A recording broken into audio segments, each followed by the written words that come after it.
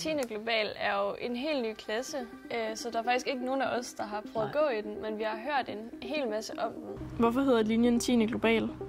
Det er en 10. klasse med verden som omdrejningspunkt. Man arbejder rigtig meget i projekter, og sådan, i stedet for at have de normale fag i skolen, altså dansk, matematik og engelsk osv., så bruger man ligesom et projekt og sådan arbejder med det. Skal man elske Clement Kjersgaard? Nej, men det er måske en meget god idé, hvis man synes godt om debatten.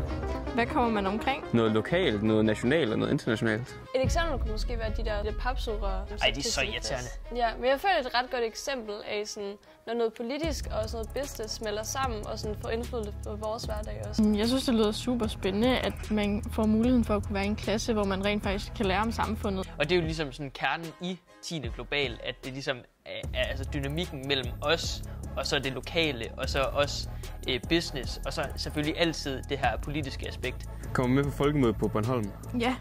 Skal man elske gruppearbejde? Ja. Hvad betyder undervisning on location? Jeg tror, det er det med, at man kommer ud og møder virkeligheden. Nu har de jo det der samarbejde med nogle skoler i Finland og Letland og Litauen. Ja. Det virker virkelig, virkelig fedt. Ja, og det at sådan, skolen er en del af det der European Parliament Ambassador Schools. Det gør også, at man kommer ud og sådan, kan få lov til at se parlamentet og komme til Strasbourg. Hvilke mindset? Nysgerrighed, handlekraft og udsyn. Hvordan foregår undervisningen? Noget projektarbejde ude i virkeligheden. Skriv en mail til Christiansborg. Hvem passer ind i 10. global? Men det gør du da. Du sætter så mange spørgsmålstegn til alting. Kan man ikke godt lidt sige, at 10. global er sådan lidt en samfundsfaglig udgave af 10. global?